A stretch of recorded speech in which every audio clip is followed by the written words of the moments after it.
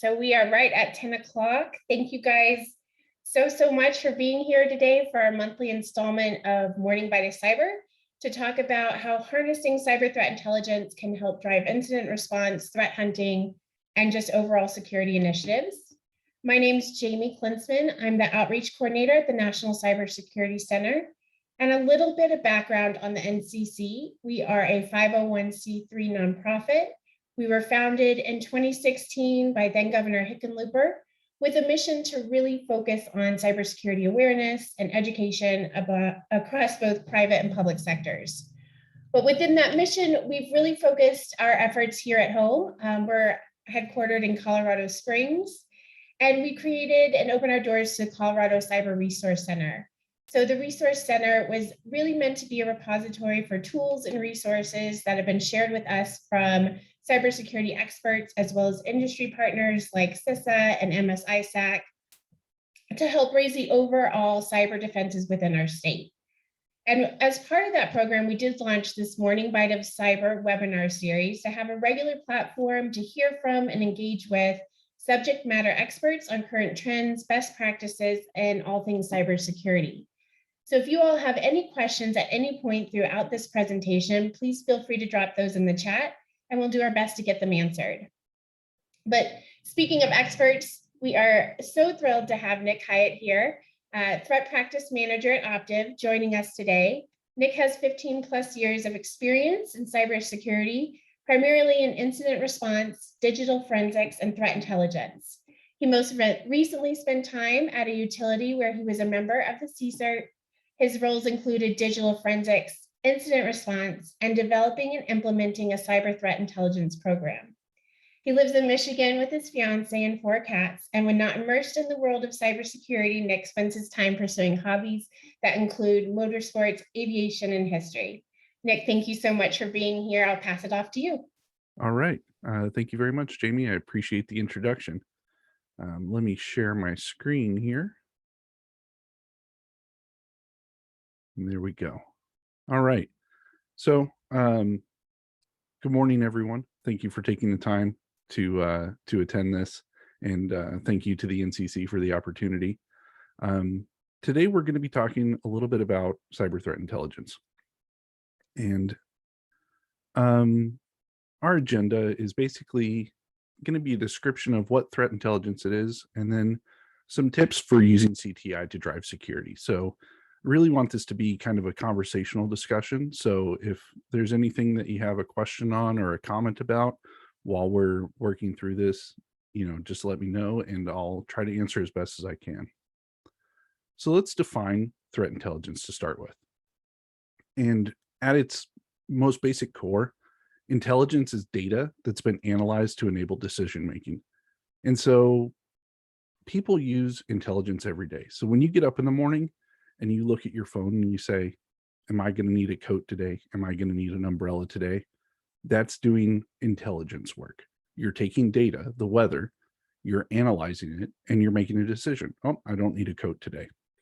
But when we're talking about cyber threat intelligence, we can typically break it down into 3 categories. We have tactical intelligence, operational intelligence, and strategic intelligence.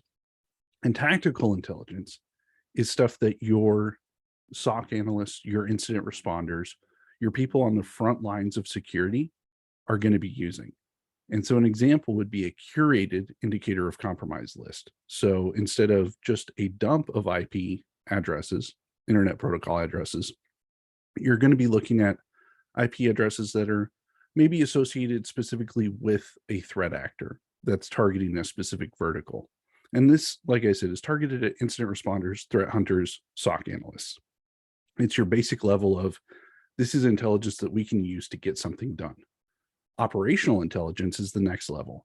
And this typically revolves around what's an adversary's purpose and intent. Is this attack targeted or opportunistic? We can build this intelligence out of trends that we observe when we're responding to incidents or when we're gathering data from collection points. And we'll talk about collection a little bit later. Strategic intelligence is your highest level. And this is large-scale trends, motivations, classification of attacks against entire verticals or threat actors and their trends and motivations across their entire activities. This is often aimed at executives, and this can drive technology purchases and strategy decisions. So when you're making a decision about what tool should I purchase, you can turn to your intelligence team and say, hey, where are our weak points? What actors are attacking us, and where can we not detect them? At its core, intelligence is driven by the intelligence lifecycle. And so let's step by step walk through this. So your first portion is direction. And this is ultimately, what question are you trying to answer through your intelligence work?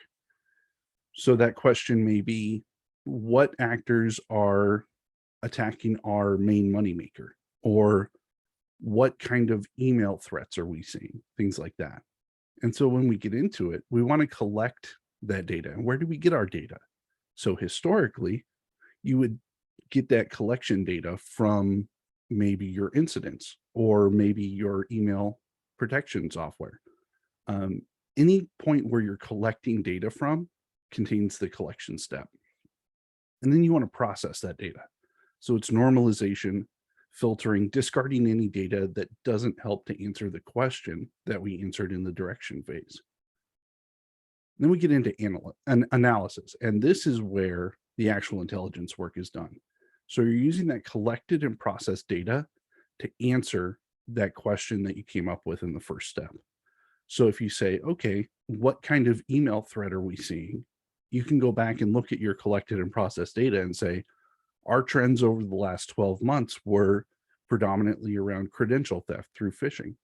Okay, so then we say, we'll take that information and we'll share that intelligence with stakeholders in useful formats.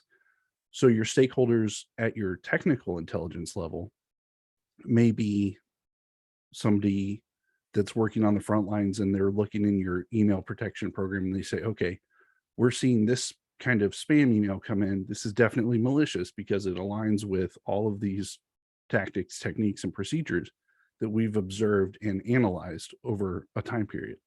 And if we're talking about a strategic level, you can say, all right, I have to go to the director of security and I have to say, we need to invest in this product to help us bolster security to fight this kind of attack. And here is the data that supports that. And so once you disseminate that information, then you get to a feedback stage and you say, okay, well, if we go back to all the way to step one, did we answer that question? Did we answer the question that says, what's attacking us? Or when any question really that's developed there. And so as you can see, it's a circular process. So once you've answered that first question, now it's time to ask your second question and move on to collection, processing, analysis, so on from there. So how do we use CTI to drive security? How can we use it when we're talking about enabling incident response? So this is your tactical intelligence, and this can help build your context for your incident responders. So if you're in the middle of an incident and your responders say, hey, I need information on these IP addresses, you can feed that to the intelligence team. The intelligence team will go out and say, all right, well, this IP, and this IP are known good IPs. They're not associated with anything. But maybe this fourth IP is associated with a specific actor. All right, so we'll take and look at that IP. And if it's associated with that actor, let's build out some tactics, techniques, and procedures to feed that back to the incident responders that'll help target what they can look for. So instead of just saying, oh no, we have an incident, what are we doing here? We can just say, all right, here are some indicators that we've gathered during this response. Our intelligence team says it might be this attack. Let's go look for that attack and focus our response efforts there. Now, that's not the only thing you're going to be doing during incident response, but it helps drive that targeted response effort.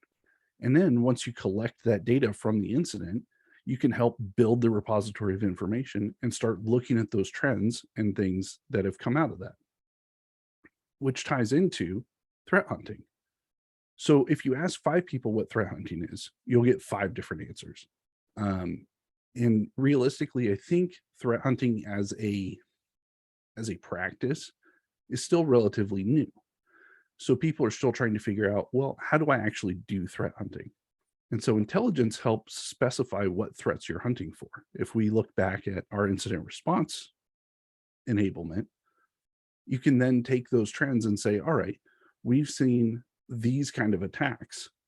What other attacks build off of those capabilities? Let's go look in our environment proactively for these kind of tactics.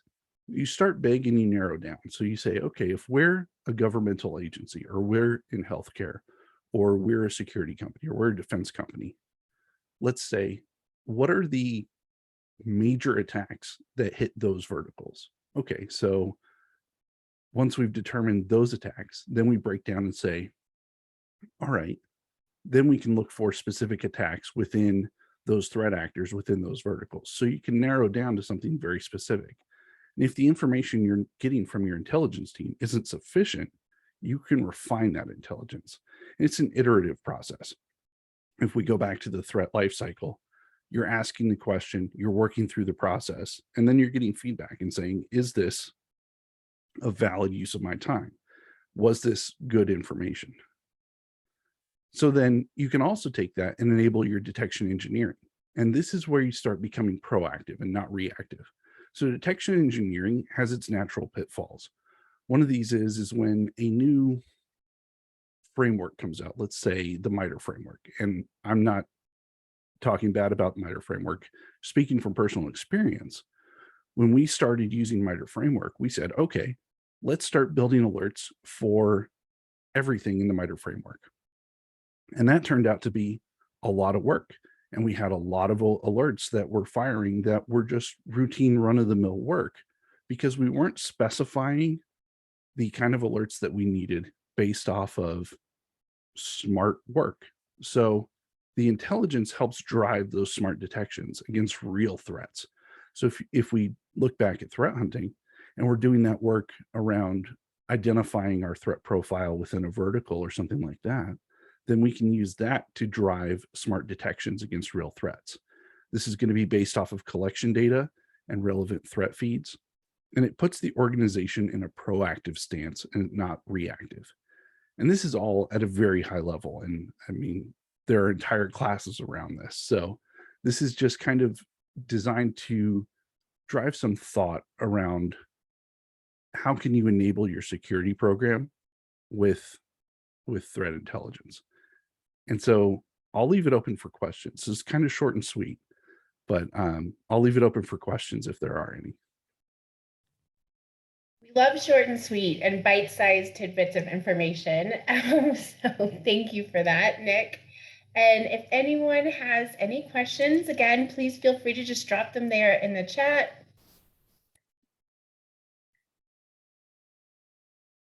But if not, we will be following up with everyone who's here today with an email with a recording of Nick's presentation as well as his slides. So if, as you know, you're looking back through, you have any questions, please just reply to the email and I'll do my best to get those answered for you. But otherwise, Nick, I can't thank you enough for being here today. All the information, thank you, sir. And well, thank you very much for the time. I really appreciate the opportunity. Of course, of course. And everyone, I hope you have a wonderful rest of the week and take care.